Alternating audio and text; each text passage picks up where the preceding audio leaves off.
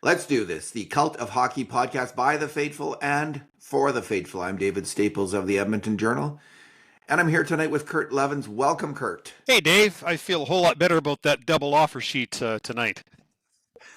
I was thinking the same thing.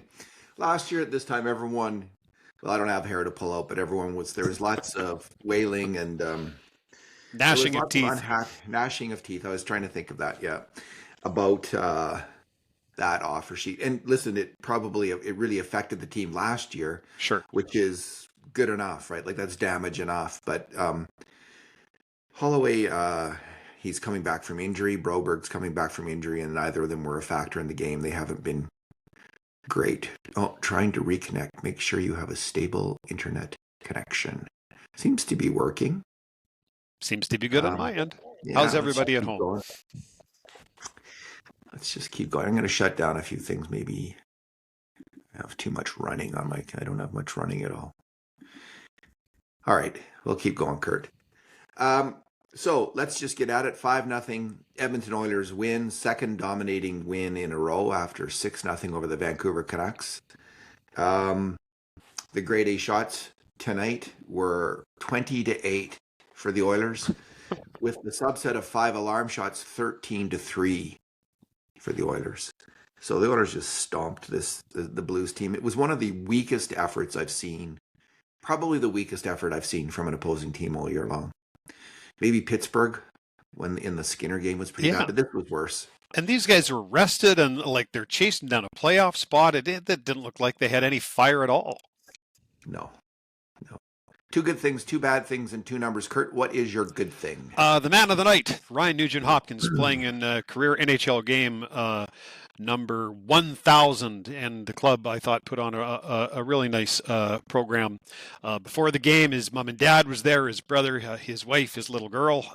Thought it was cool when Jeff Jackson brought out the silver stick for Nuge. They brought out a mini stick for the little girl, which I thought was awesome. That's a nice touch. So well done, Oilers. It'll be interesting, to see where Ryan Nugent-Hopkins goes from game 1,000, but he certainly doesn't seem to be done. He scored the eventual game-winning goal tonight and just brought everybody out of their seats. I mean, how appropriate was that for him to score the opening goal, and on that patented, knee-high wrist shot that he has scored with so many times. It was just great to see the reception in the arena. He's been playing so well. He's pretty much at a point a game this season, has really recovered his scoring touch after an off year last year. I thought it was great toward the end of the game. You could hear the crowd chanting Nugent-Hopkins.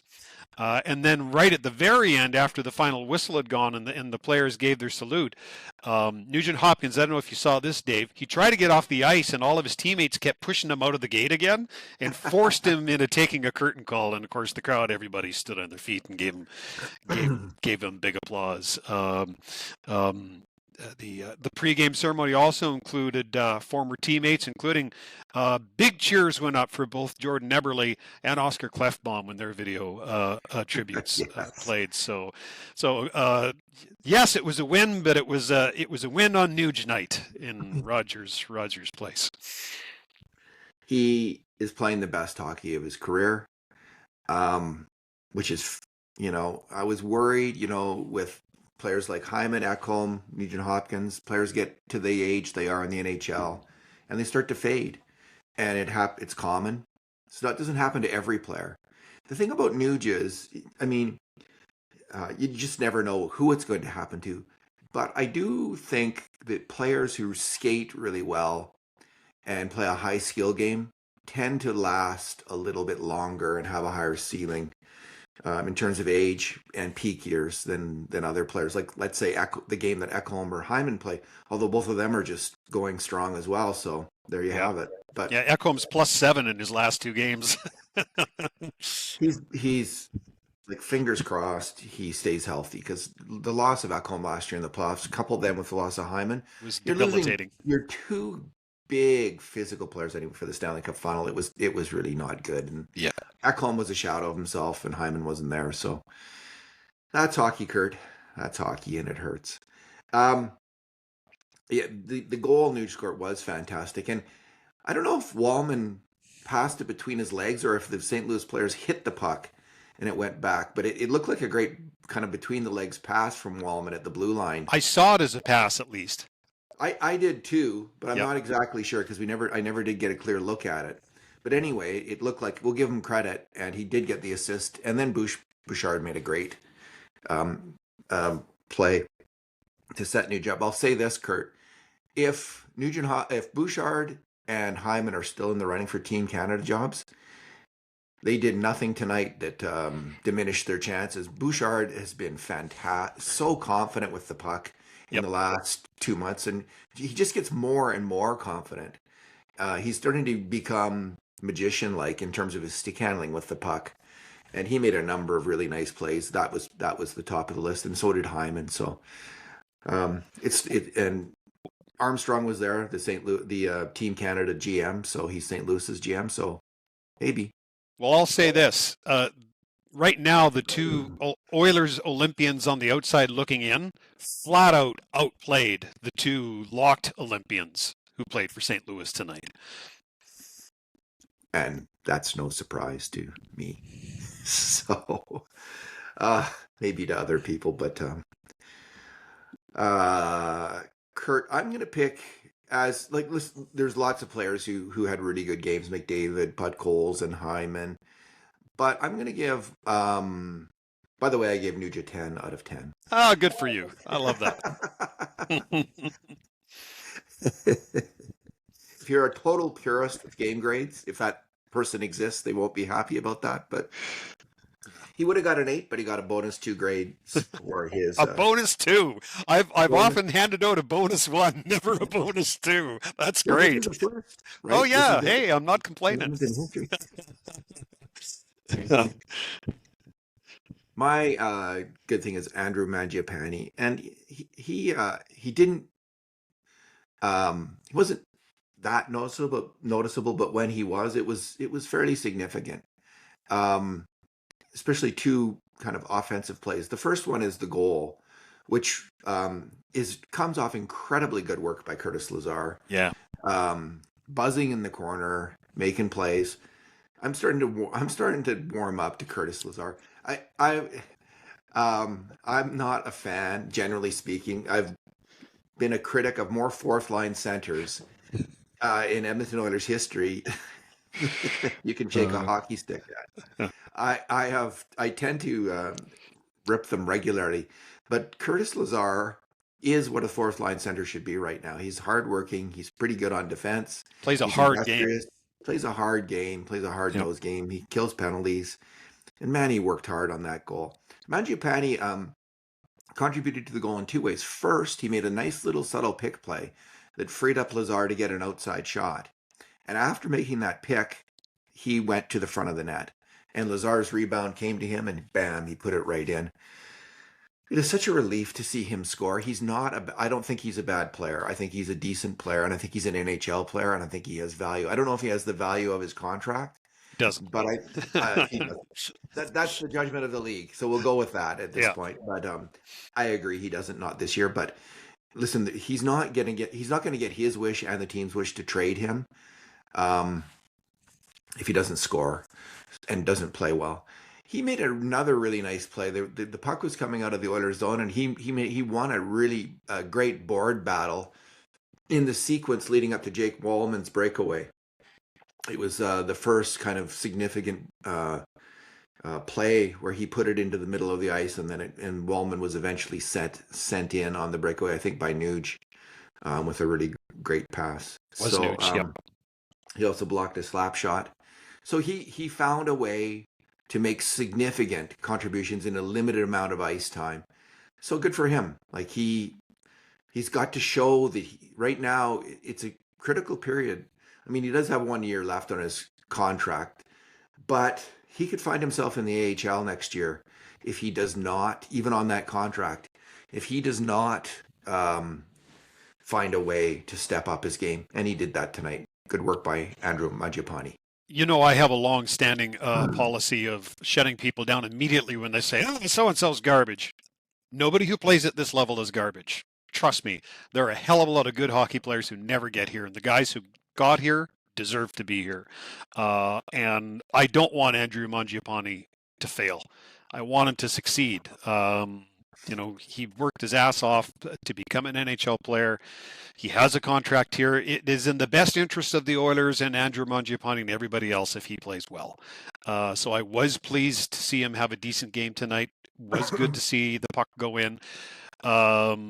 It helps the Oilers on the ice, and it increases his value if they're trying to trade him. So it was a win-win tonight, and for a guy who must have the weight of the world on his shoulders right now, I was happy to see it go in for.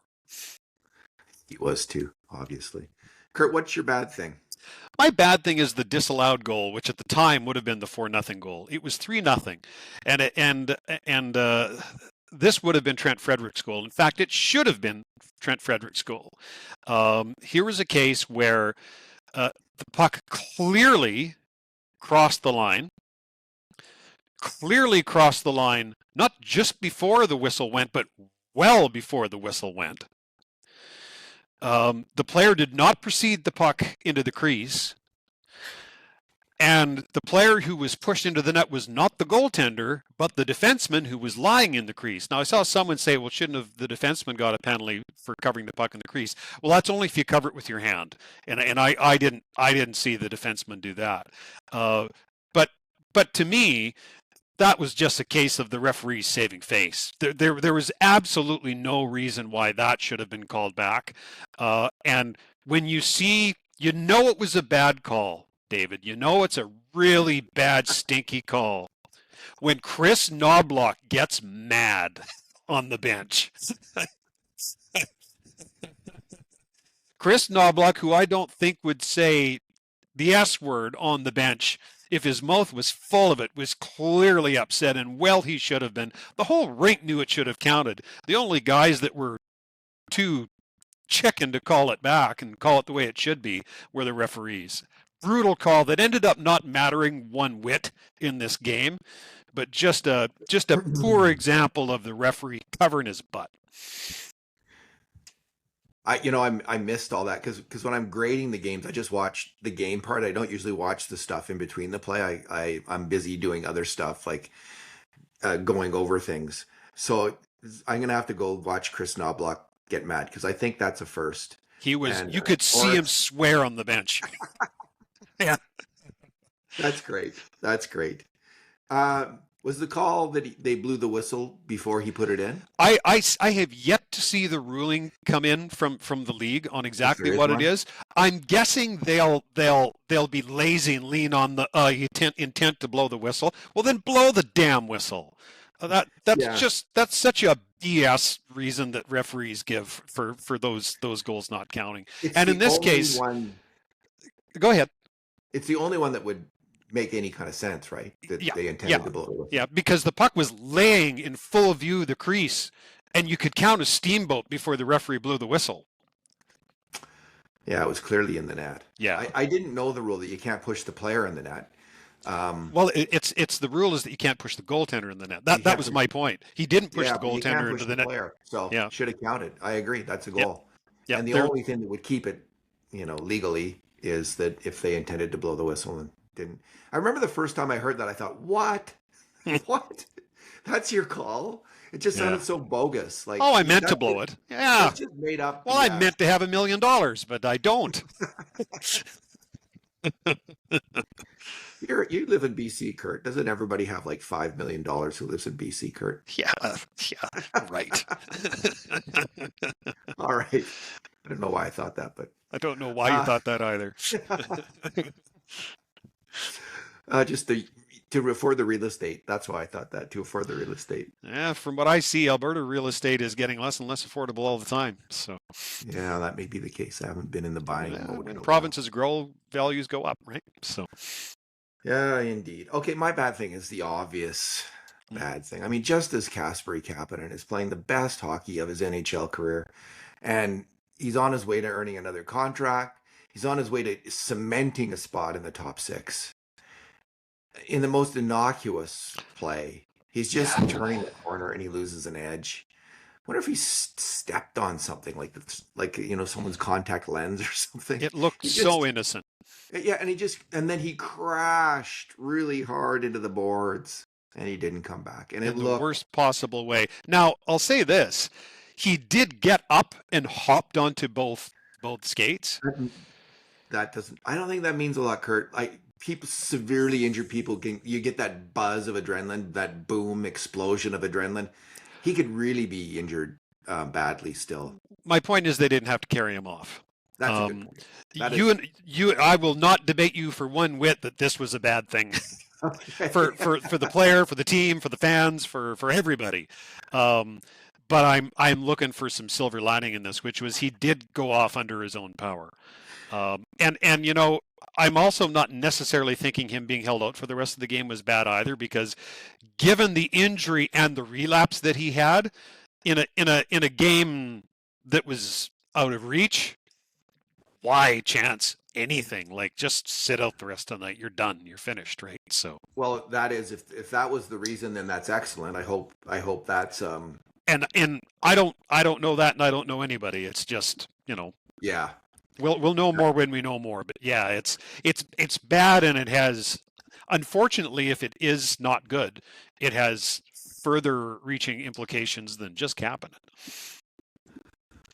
You know, Kurt, if before Kapanen's return, like if you were to make a list of the things that you'd want and like for the Oilers to trade for in a forward, it'd be like a top six forward who's physical and has some skill and grinds and can play with Leon Draisaitl and it's like they got him. Yeah. They got him, and it was helping to transform this team. And now we're left in limbo. Fuck, I'm just sort of watching it again. Just watching it in Nickel real in the time. jar, Dave. Yeah. Nickel in the jar. Yeah, okay, yeah, that was just terrible. And of course, the implications are now you're short a player. If he's hurt, you're short a player. And the Oilers right now were carrying 3 goaltenders because they could. Yeah. Just trying to see if there's any update. Dr. Harius Graywall, who is the injury doctor who tweets about NHL injuries on Twitter. Right. Mm-hmm. His comment is nothing grossly obvious on this play. Don't think it's enough for us to break any bones either, so can't imagine any long-term injury on this play for Kapanen. But he's got a bad knee, right? Like, does Dr. Graywall know that? And like maybe anyway, hope you're right, Dr. Graywall. Yeah. Hope your diagnosis. I mean, he's saying he doesn't claim to know. He's just take it for what it's worth as his position. But maybe you're right, Kurt. Maybe it was precautionary that he stayed out. That's not. Cross your fingers, right? Yeah. Let me just see. Just make one final check on Kapanen and see if there's anything else. Kurt, what is your number? My number is 5. This is the first time in franchise history that the team has had shutouts in back-to-back games where they've won by a margin of 5 or more goals. Never happened before. The last time they had shutouts in back-to-back games was 2002, but this time there was the margin, obviously, of 5 tonight and 6 the night previous. Never been done since 1979. Okay, some good news on the Kapanen front.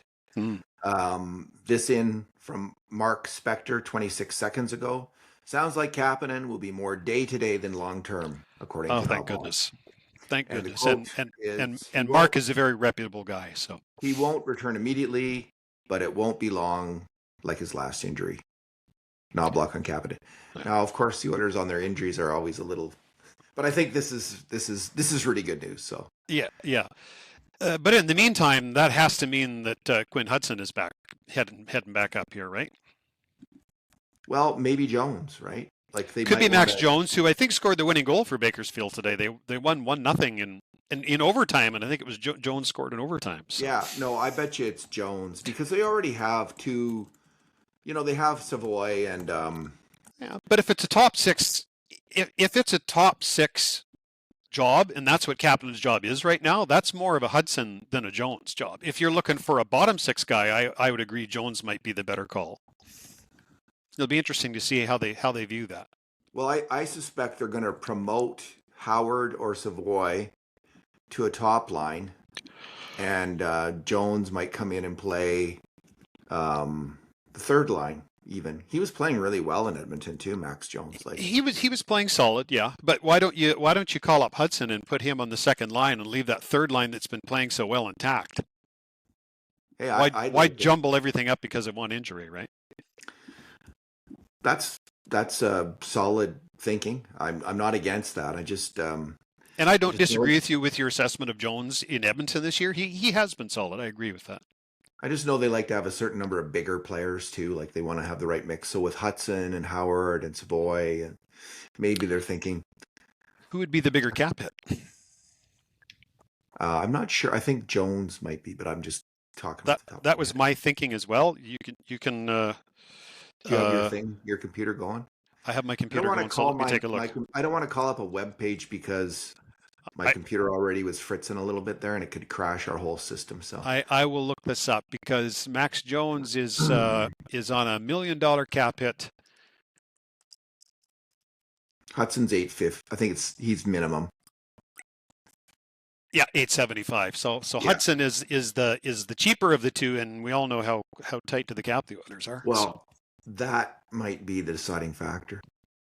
They don't have do they have another forward up right now? They don't have anyone sitting right now, do they? No, they don't. That's why I mean that's why I mean that's the implication with carrying the three goaltenders. Remember we said, they can carry three goaltenders unless they have an injury. Well, they've got an injury. Even if he's out a game, right? Now I don't know. We always wish Ira was here, right? He could tell us, emergency recall, like don't know. Yeah, maybe it doesn't even account on the cap. I'm not sure. Yeah. They could go 7 and 11. Excuse me. With they could input Regula in. They could. I was a little surprised Regula didn't play tonight. I think both you and I expected him to. So. Yeah, and I didn't love Stastny's game again. He was a little better, but not much. I made one nice stretch pass, but he also made a number of defensive mistakes. Yeah, I think I saw the same thing you did. So. Okay, my number is 6. 6 hits from Trent Frederic. Mm-hmm. I have been one of the the most consistent critics of Frederic this year, and one of the most consistent have come to be one of the most consistent doubters, mainly based on his lack of improvement in play and also the drop in speed that NHL Edge has recorded over the last couple of years with Frederic, and making me wonder, how long this rehab will take, and making me doubt it could happen this year. We're starting to see real glimmers. I'm going to say, I've made some snide comments in the past about how we've all been hopeful, saying things like, well, he was kind of better this game, and it's been wishful thinking, I think, in saying that. But there has been, let's say, 3 out of the last 4 games where he's played pretty good, if not really good, and looked like an NHL hockey player, which is a huge thing. Like if Trent Frederic can step up and be close to what he was in Boston. Let's give the Oilers scouts the benefits of the doubt. Say they haven't been expecting this player this year. They thought they were getting this guy and hoping that he was going to be this guy they saw in Boston, who was a pretty good player and really hard nosed. He's starting to throw harder hits, and he's starting to make better plays with the puck. And tonight he was in on 5 grade A shots. Not a mistake on a grade A shot against. He, as you say, he scored that goal that was disallowed. He's around the net. He's doing things. He's getting involved.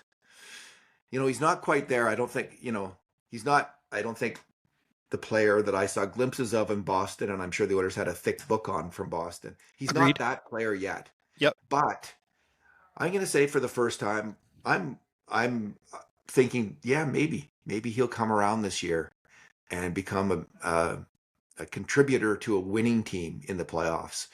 Man, he's big. He's 6'3", 220. 6'2", 220. He doesn't look 6'3", 220 to me. Like on the ice, he looks more like 6'1", 220. But anyway, just in comparison to the other players. But he's a big, solid, strong guy. And if he can start to make plays and to hit and hurt people a little bit more. That's excellent, and I think he's starting to do that a bit. Well, the general consensus is that if you have a high ankle sprain, sometimes it takes you half a season before you really kind of get back into it again. And if that's the case, this maybe is him coming out of it. I'm not a doctor. I only play one on the radio. But I mentioned to you a while back, when it comes to hitting, the one thing that I know you lose with a high ankle sprain is you lose your lift. Right? And a big part of body checking is lifting into a player. I don't mean high hits. I mean a trajectory that goes in and up into a player. And if you can't push off with your back leg, you lose that impact. You can still make body contact, but it's just not the same impact. So maybe what we're seeing is the rehab is finally starting to get over the hump for him. Cross your fingers, because I agree. Generally speaking, the last half dozen games, even I think he's been pretty decent. But that's a big turnaround, considering he pretty much went from a healthy scratch to this. And deserve it. Like, he just didn't deserve to be in games. He wasn't at an NHL level. Agreed. And I don't know, like, did that provide a spur to him to amp it up, to think about it? Maybe just, I don't know. Kick in the ass. Maybe that worked. Maybe that's all that was needed all along. I don't know. All right, Kurt. Did you have any other thoughts on the game? Any other things you'd like to add? Oh, let's talk about the Rasmus Andersson trade. Yeah, because that has implications on the Oilers, right? Going to surprise, the Las Vegas Golden Knights. Yeah. I was hoping it would be Boston. So they traded Zach Whitecloud, a first-round draft pick, and a second-round draft pick, conditional first. Yeah. And a prospect who's a tweener and will probably never play in the NHL. So okay, yeah. And they ate half of the cap hit for this year, which is significant. Yep. I don't know what he makes. Is it like $2 or $3 million that their cap hit? That they're. I kind of like Zach Whitecloud as a player. I've always thought he was a fairly good depth defenseman. 4.55. Calgary, the word out of Calgary is they see Whitecloud as Anderson light, like similar kind of player, just cheaper and admittedly maybe not quite as good. And he's still got a couple of years in his contract, I think. So I don't know what to think about Rasmus Andersson. I've never really thought he was a great player. I think he's a good player. So, good for Vegas. They got a good player.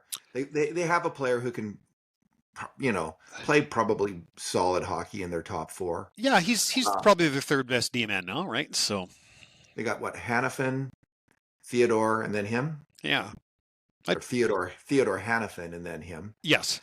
Yeah. And so that certainly makes Vegas better. And I mean, I think in the conference, that'll be of interest to the Oilers, because there's a team that you potentially have to go through to get back to the Stanley Cup Finals, who has made themselves, as of today, significantly better.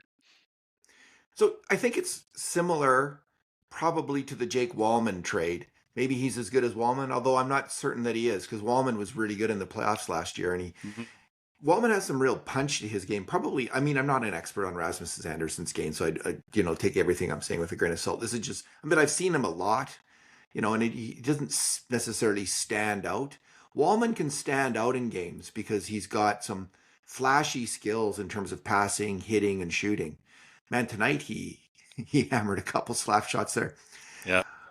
One thing about Wallman, Kurt, this is an aside. I noticed on the power play that he sets up kind of inside the dot on the half wall towards the center of the ice. Not as wide as Leon does. Throwing the Oilers power play off. Good observation. It's the spacing isn't right then.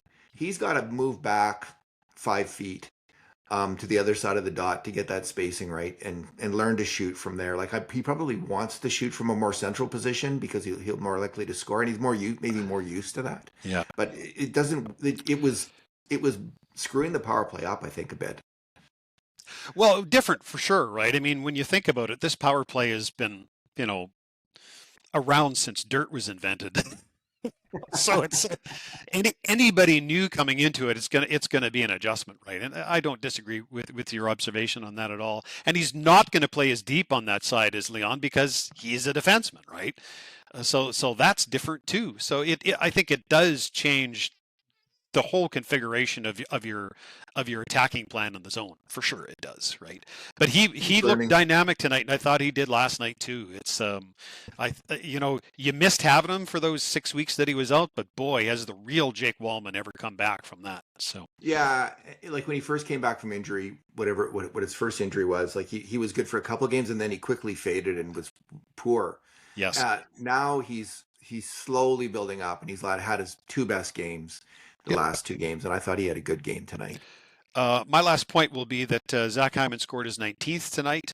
On a per game basis, if you prorate it, he's on the pace to score 50 again.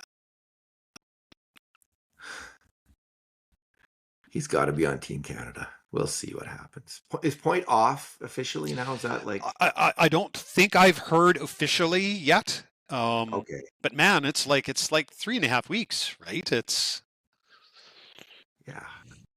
We're starting to hear pretty solid room. Like there's so much smoke around Zach Hyman maybe being on the team. I wonder if a decision has been made. Like honestly, so. I don't know about you, but I thought it was abundantly clear that Connor McDavid was on get Zach on Team Canada mode tonight. There was a lot of focus, I thought, on Zach Hyman tonight. I don't think it was an accident.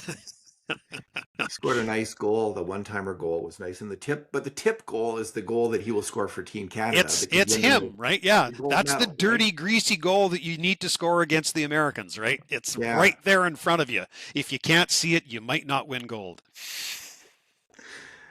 There was the last thing I want to mention is Connor McDavid's pass to Podkolzin on the fifth goal.